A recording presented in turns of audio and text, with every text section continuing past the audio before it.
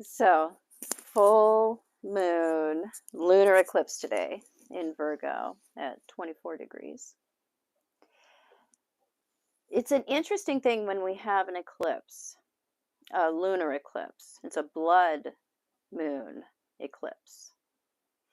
Because we have the sun, which is the masculine polarity, the yang, the outgoing energy, solar power.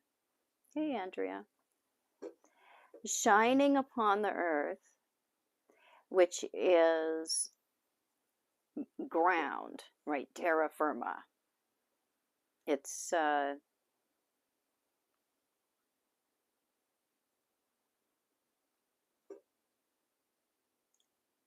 what is real, available, tangible. Earthy stuff, grounding stuff. So solar power coming through ground and casting shadow upon the moon. So the earth shadow upon the moon. So we have the sun and the moon, and then we have the earth getting in between. And it brings this grounding, practical, actual energy.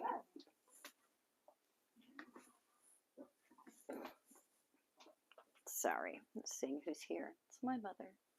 Apparently I had a blinker out. She let me know. She took my car. My parents, living with my parents is so interesting. I got in trouble the other day. And she took my car somewhere, and she notices things, that parents notice that I don't notice. Like, you have a blinker out, stuff like that.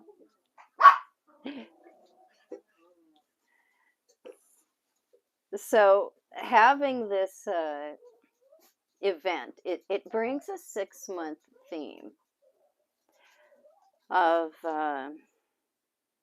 having our conscious awareness, intention, what we know that we want, the sun. Grounding, sinking into, and communicating with the underneath.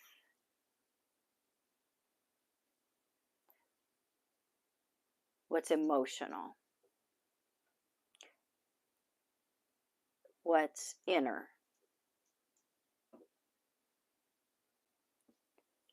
So this gives us a chance to look at what have we been trying to escape into,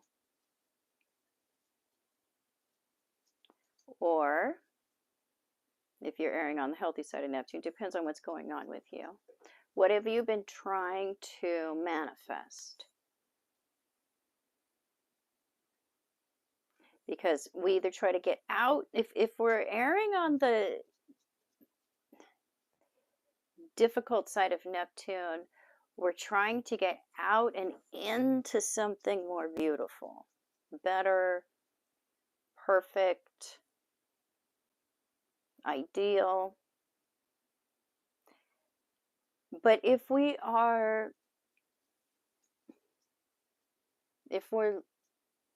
manifesting the healthy side of Neptune, we're trying to bring all of that here now. We're trying to ground what's spiritual, trying to bring heaven on earth, because we understand that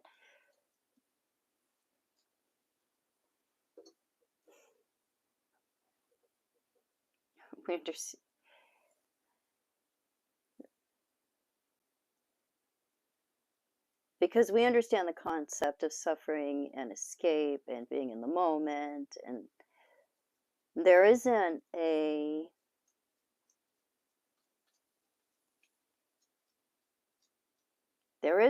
need for something better or greater outside of yourself. You can have the beautiful things that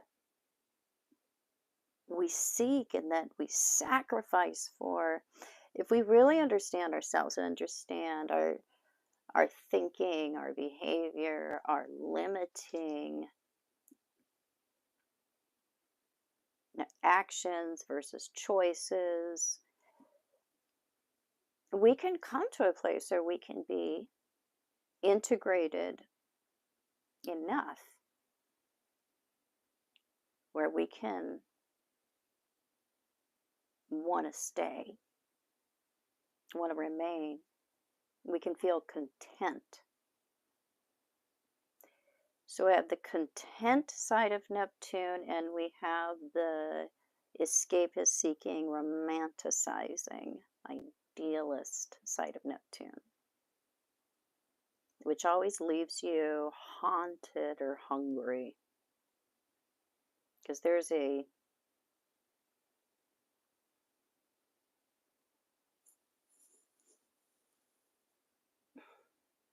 sweet longing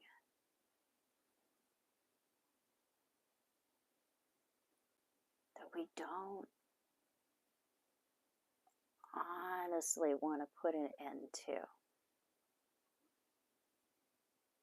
until we've come into enjoying our own company.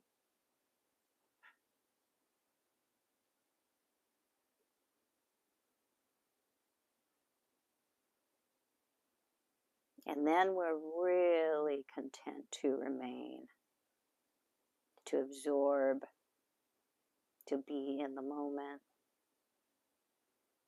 and not be focused on what is more perfect or what is more ideal or what is the better option, what's the bigger, better deal, what lies beyond the river bend, what might be better than what's here now, what might be better than what we've already got.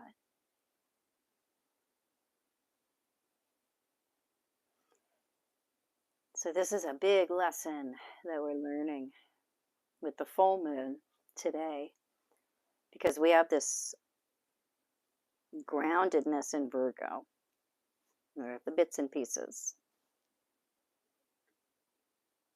the largeness, the all-encompassingness, the interconnectedness in Pisces. And we see that if we want the big dream, then we're gonna have to learn to maintain our grass, the grass that we plant.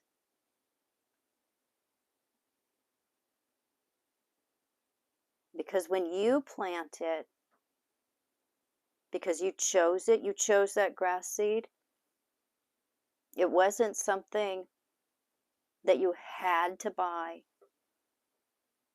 It wasn't a variety that you had to choose because there was only a limited amount, or there were so many of them that you just kind of flipped a coin.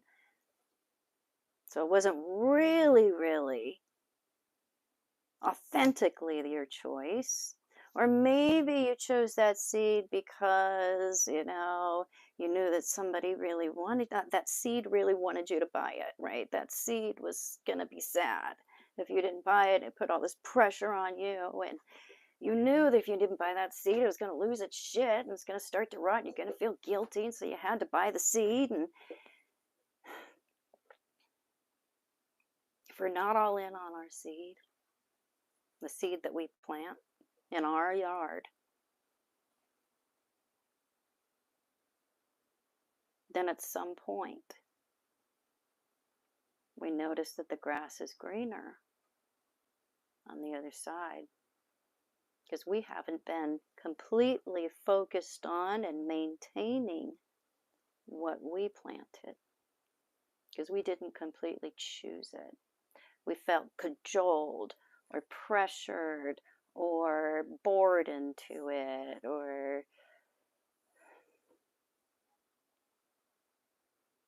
like if we were at the end of our rope, we were tired of dating, and so we just would like, oh yeah, the next seed that comes along, that's just what I'm gonna plant. Just tired. See, eventually we get bored, distracted, mostly resentful of our yard, of our particular seed, because we didn't choose it completely. We don't want it completely. And so parts of us will act out. We'll choose not to water it, maintain it, notice it, appreciate it.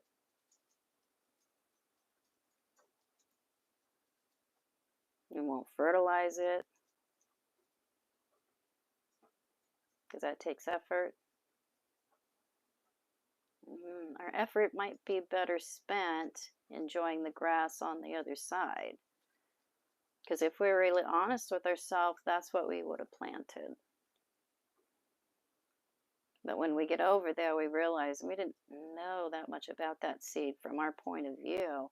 That looked like the lawn, but even that, we only knew it from the look of it. We didn't know all of its properties and qualities and requirements until we got over there, and it sure looked greener. But now we look over at our own yard and it's like, well, it's not in the best shape because I've been kind of neglecting it, not noticing it, putting all my efforts into it. But come to find out, I mean, this did look greener, and it might be on the surface, but I don't know that this is actually what I want to choose either. Hop back over to the other side. Make our apologies to the yard. Take me back. Till we get bored again. Look somewhere else. So this helps us to understand this lunation cycle, that if we choose something out of desperation, and this is a job, relationship, house,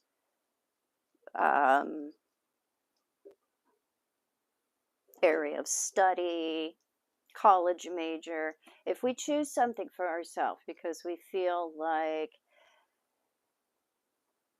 we had to, our parents wanted us to, everybody's expecting us to, it checks off all the boxes, it sounds good, it's good on paper, it wants us to choose it, we're already good at it, it came easy. If it's for any reason other than we want it completely, if we're really honest with ourselves, then it's something that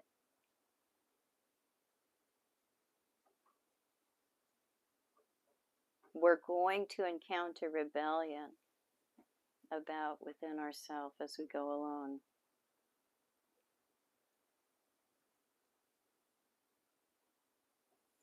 And we may outgrow it.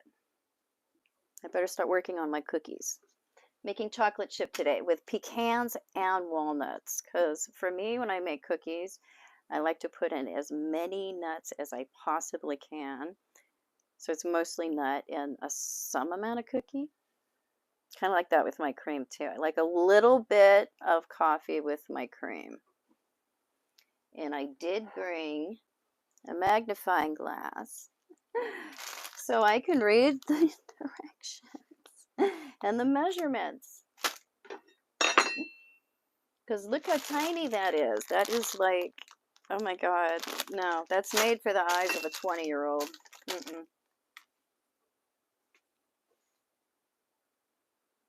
So we need to really look at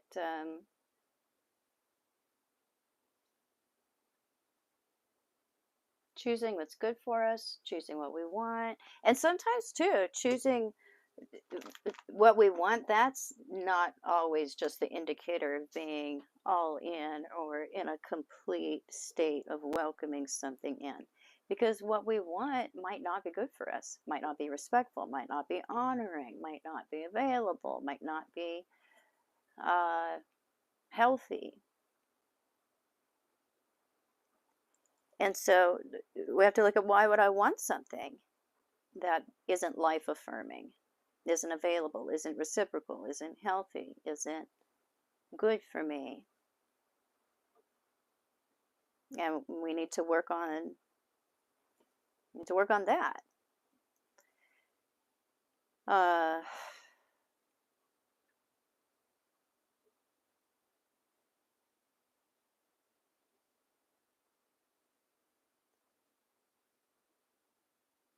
So routines.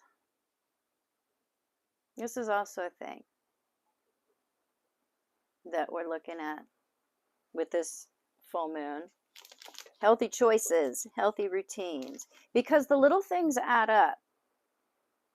Virgo shows us that the ultimate everything, the wish fulfillment, what you really truly want, the ideal, that starts with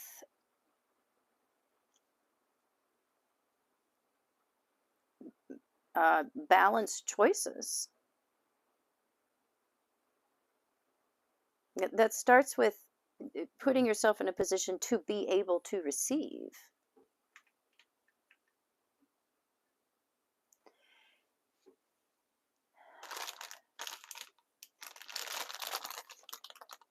So I need...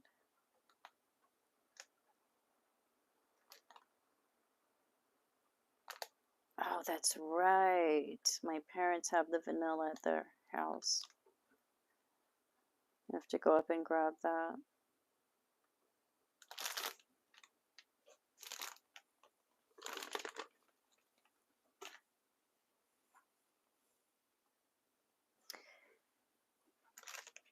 So let's not forget that if we want the big things, we have to be prepared to ground it, keep it.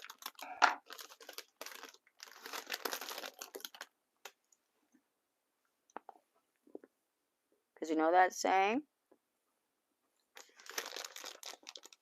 Be careful what you wish for.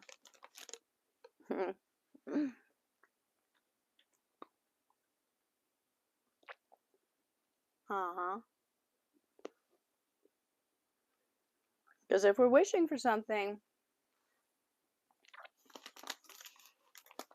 that's bigger than what we can handle, we might toss it back when it shows up, or ruin it, or not recognize it. That can happen a lot. We want something and that blessing shows up and it just like goes over our head, or we just not in a position to have it. We'll find a way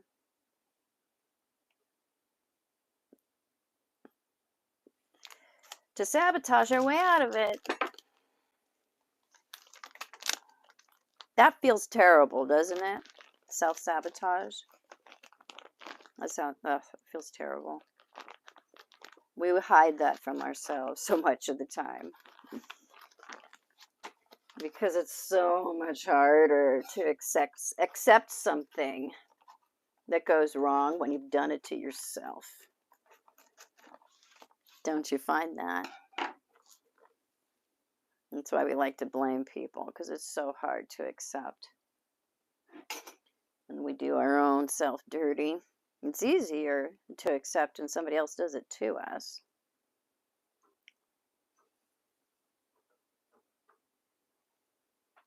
So, yeah, humility is a huge, oh God, that's a big thing with this full moon, humility.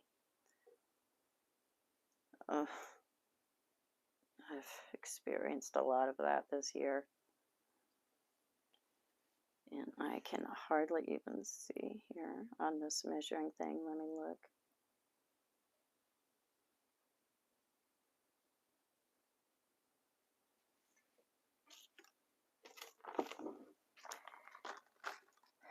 If we don't have humility, it's really hard to get people to listen to us. They tend to tune us out if we won't accept responsibility.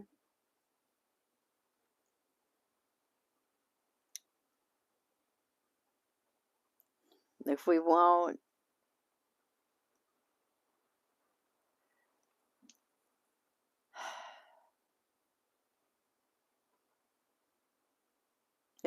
see our own shortcomings, if we won't apologize, if we can't self-reflect, people give up on us because we're not teachable. And that's the thing with this full moon.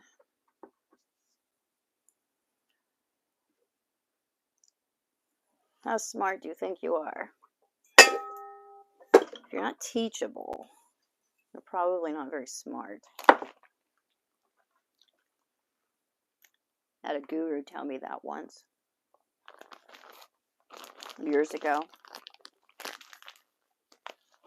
had this guru, this teacher. Bastard. He told me the truth.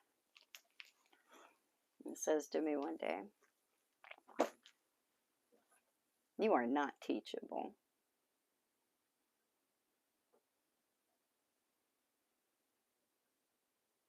You know how fucking mad that made me. Oh my God, I cursed him for a while. Till enough time went by and I was able to reflect. And I was like, yeah, fucking bastard's right. I hate him so much. And I love him too. I'm glad he was able to stand up to me. Because I can be formidable. I got that Mars opposite Jupiter. I can be a bitch. I've gotten better. I've gotten a lot better. I do. I've gotten so much better. People don't give me the berth that they used to. Because they don't have to as much anymore. But yeah, that brought a lot of self-awareness.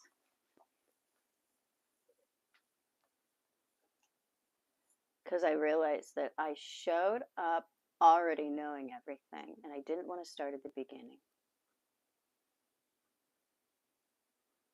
If I didn't start at the beginning, I couldn't ever build a good foundation of knowledge. I was just starting with what I thought I already knew and trying to build on that. I wasn't listening.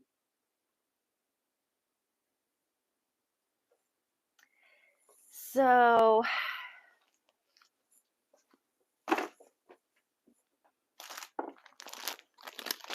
here's to bastard teachers that tell you the truth, huh?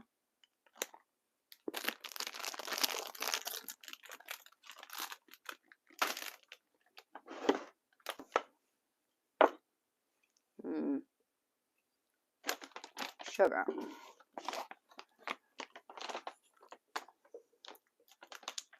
So we also have the sun in a good aspect to Uranus. That's helpful. But Mercury is just about to go retrograde. And that puts a bit of a wrench into things. Where we are going to be having a lot of realizations, but we're not going to be acting on them completely right away.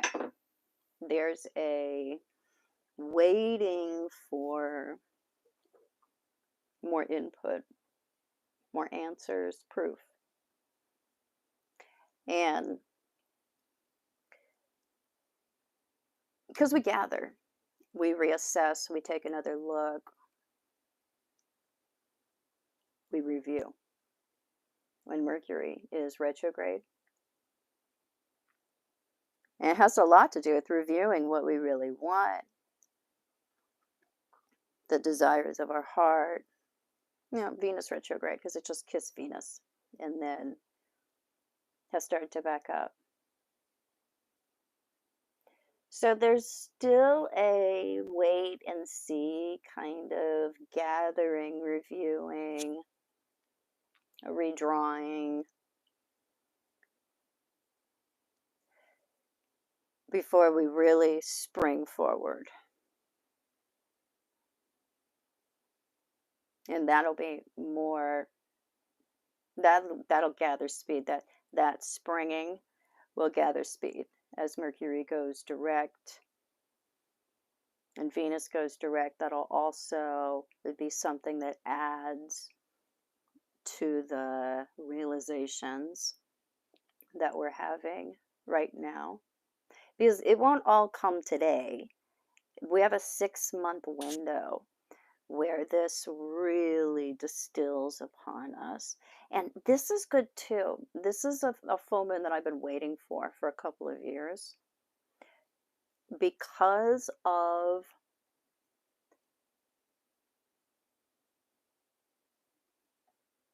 the effect it has on conscious intention.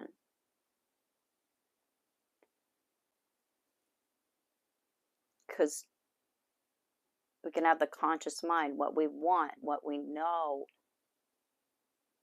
that conscious direction, what we choose, distilling on the unconscious.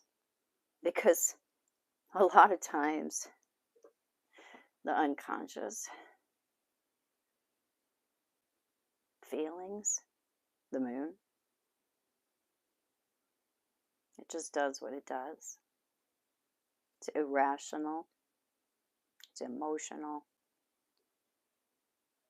and it doesn't listen to conscious intention.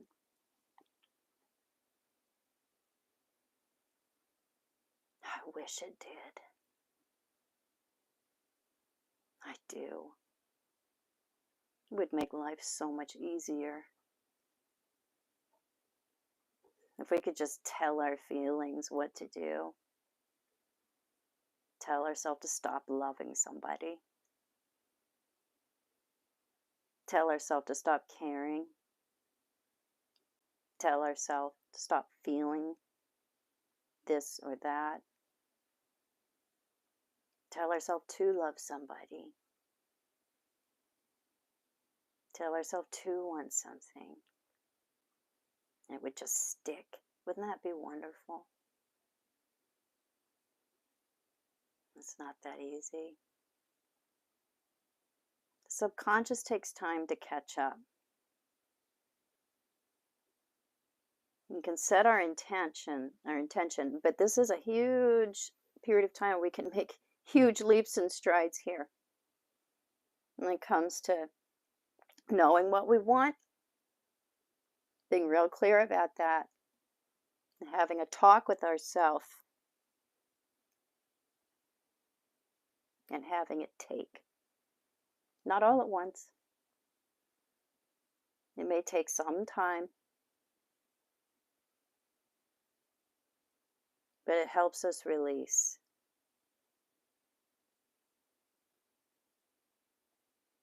It helps us gain terminal velocity when it comes to getting out of that loop of feeling, or feeling like we just can't let something go, even though we want to.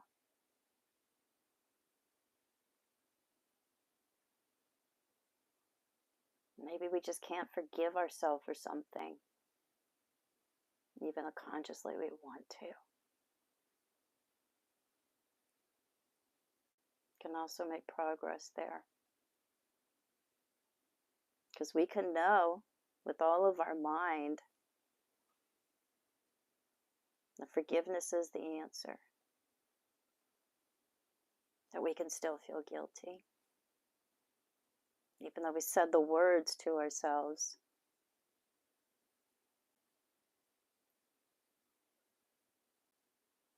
We can finally accept it.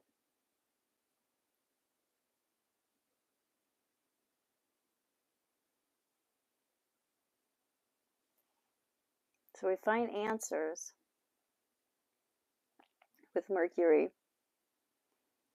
coming up to a retrograde, and this being ruled by Mercury, this full moon being in Virgo.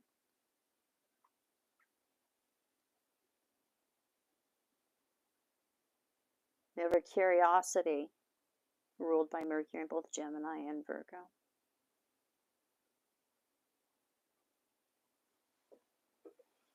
So we ask and we receive. We ask for answers, and we can receive them.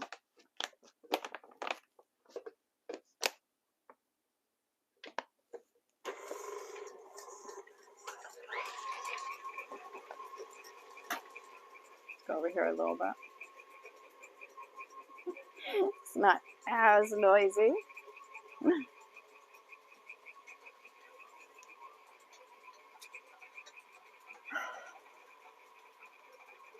So let's focus on forgiving ourselves and know that that can take a little bit of time, not as much as it usually will, because of this opportunity, this window we have between, this conduit we have between heart and head. Our head can really talk to our heart.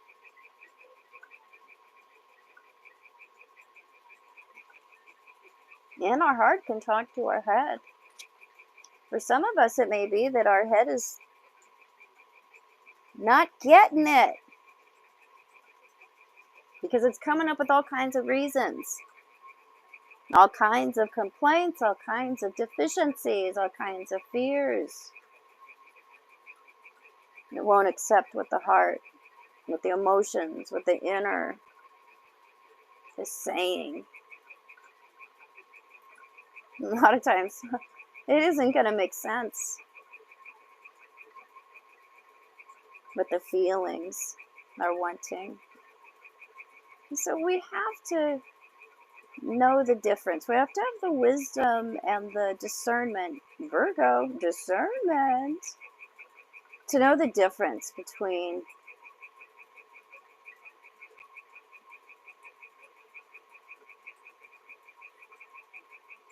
do we need to be going with the heart, or do we need to be going with the head?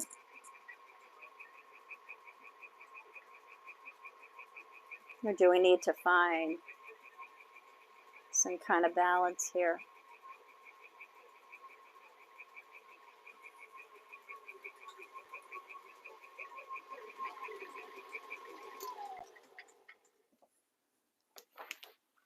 Sometimes when we're denying the heart, it's because it's asking us to do something different. It's asking us to reach out for something, or to ground something, or to manifest something that we're not completely, consciously ready for.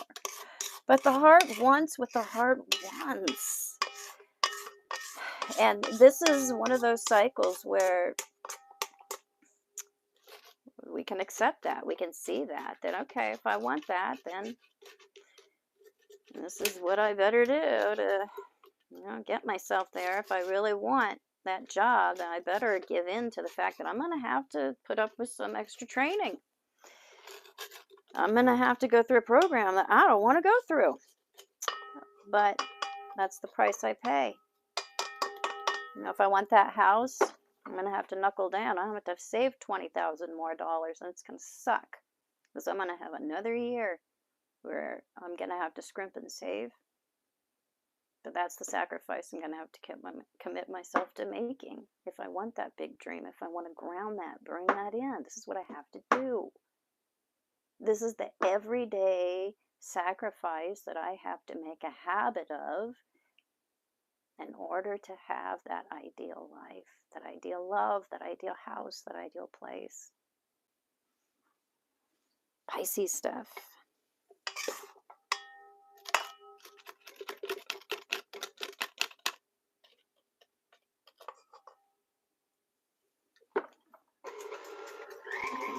So, let me take a few questions here.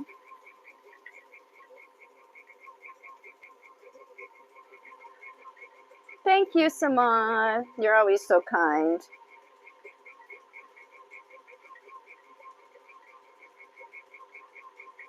Hey, Lolly. No, eclipses don't just take away, Emily. They absolutely can add.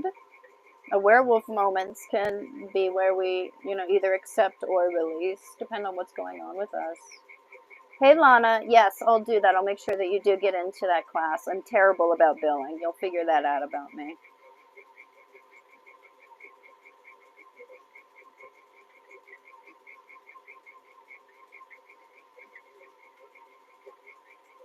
Hey, Foxy.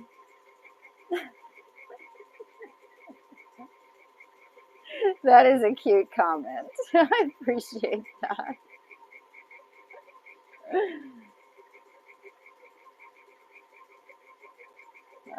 Let's see.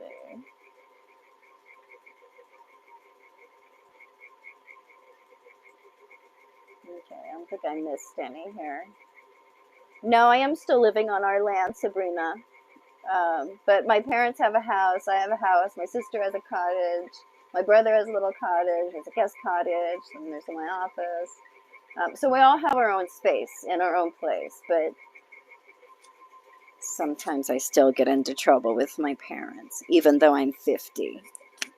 So it makes things spicy and fun around here. We all get along just fine.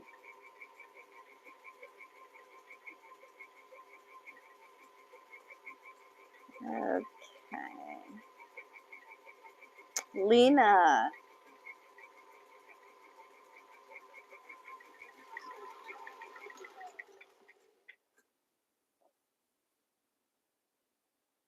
I have transit Pluto on my Saturn in the third in Aquarius. Any ideas on this? Also transit Saturn on my moon in the fourth in Pisces. That is the thing you want to pay more attention to. The Saturn on the moon, that's something you're going to get once every 27 years. And that is an intense inner restructuring. So think of it like the scaffolding or the bones within yourself, the skeletal system. That all collapses and is restructured. And so for some people, what we've got going on, we retool, we recommit, it comes back greater and more solid. For other people, it is an ending. Saturn at the fourth, Saturn at the seventh can bring separations and endings and existing relationships that really aren't serving us, that aren't truly supporting our fulfillment, and that may be circumventing the individuation process as well. So that's a rough one. That was one of the harder transits I've ever had. I think this square from, I would say, Pluto to my moon has been the hardest, but that would be a very close second when I had Saturn transiting the fourth. I was also more emotionally repressed in those days. That was a few years ago. So that also made it harder. I don't think it would be as hard this time. And because my life is structured differently, I have a life that I choose. I had a life that was much more about have-tos and obligations and commitments that I didn't necessarily want to bear out, but I said I would, so here I am. And I was in a much more restricted way of thinking back then, and so that transit was infinitely harder. Or now there isn't a lot, because of how authentically I live my life. I don't commit myself to things that I don't want or that I don't choose on all levels. I don't want things that aren't good for me, and if I do, then I recognize that and I don't allow myself to have it. I think that would still be a somewhat emotionally draining or depressing transit. I would not interpret it the same way. I would use that one to my benefit rather than see it as a curse. My relationship with Saturn, with hard work, with responsibility, with self-respect's changed. I used to not want that kind of weight. I had a lot of codependent patterns in me, and I would do things that weren't, I would take shortcuts. I would take the easy way out. I would not be honest with my feelings all of the time if I knew that I would be rejected or yelled at or humiliated, or it would bring up shame issues. Um, and so, yeah, that Saturn transit to my moon, that happened with a couple others, with Neptune just completely melting down my descendant opposite to a lot of planets. That really opened me up. And that really came about at the same time the Saturn square. God, that was such a rough, yeah, my mid 30s, that was rough stuff. But it changed my tune when it came to how I set up my life. So now that I've had Saturn going through the seventh, I've seen the rewards. Because that is what happens when Saturn's conjunct the moon, square the moon on the IC, square the IC, or on the seventh. You see the results at that point of what you've been going through. And so you need to be honest about what are good support structures for you and what are going to contribute to weakness or dependency over the course of time. Because those are the ones that disintegrate.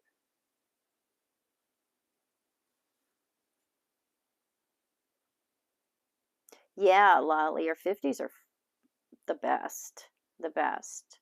I used to really fear getting old because I thought that I would just get like old and wrinkly and ugly and saggy and gross. And I haven't changed. I mean, my butt's definitely flatter than it used to be. And I nursed my daughter for 2 years. I mean, do the math on that. But, bras exist. So, yeah, I don't have that many complaints. I really don't. I really thought that at 50 I would look,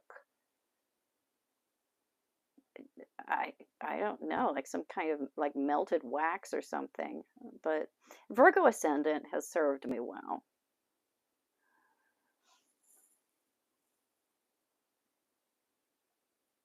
Yeah, 50s just get better because you stop caring so much about what used to be such a big deal. Oh, Lolly, yeah, welcoming the Pluto conjunct moon. The conjunction's hard. It's not as hard as the square of the opposition, just because of the nature of what conjunctions are. But there's still a major emotional transformation. But yeah, I think hard transits, when you get those later on in life, if you've developed some self-awareness, your hard transits are easier than they are when you get them when you're really young. When you get those really difficult transits from Pluto to inner planets, like in your teenage years, or your really, really early 20s, or just coming up to that, I think that's when it's the worst. Because you don't understand. It's like an animal that gets sick and is taken to the vet, and everybody's messing with it and doing stuff to it, and it's scared and it doesn't understand, and that's what it's like, as opposed to like an adult that gets sick and has stuff happening to it and has to go to the doctor, and but understands why these needles are being poked in it and people are messing with us. It's it's it's easier when you're older. Yeah, and you're already so plutonic. You've got a pretty close relationship with Pluto, Lolly. So, yeah, it's not going to be what it would have been some time ago. Hey, Ariana. In 20 years, Pluto will conjunct your Pisces moon and will square your natal Pluto, Venus, and Mars.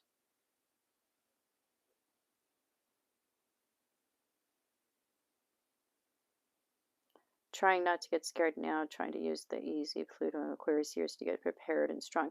So Pluto will be square your Pluto when you're a little bit older than in this generation. Um, well, put it on the calendar because it's going to transform not just your emotional life, but your attachment system, Moon and Venus. And you'll want different things after that. It's going to deepen what it is that you have a taste for and really dig through your layers of trauma and have you get really clear about why you want certain things or why you crave certain things, why you attach to certain things, why you, um, develop intimate relationships with certain people or things.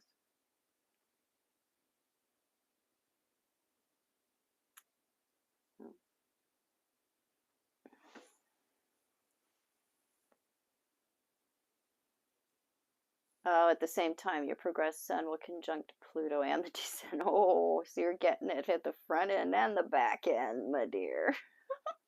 It's like when we have the flu and we're sitting on the toilet and we've got a trash can up to our mouth at the same time.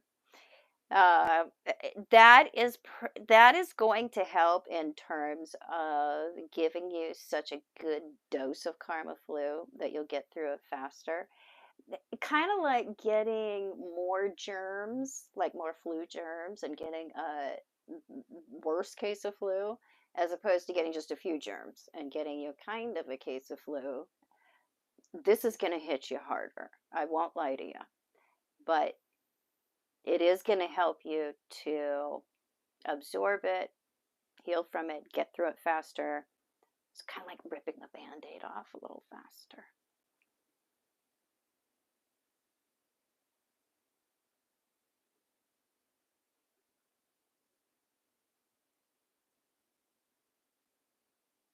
Okay, guys.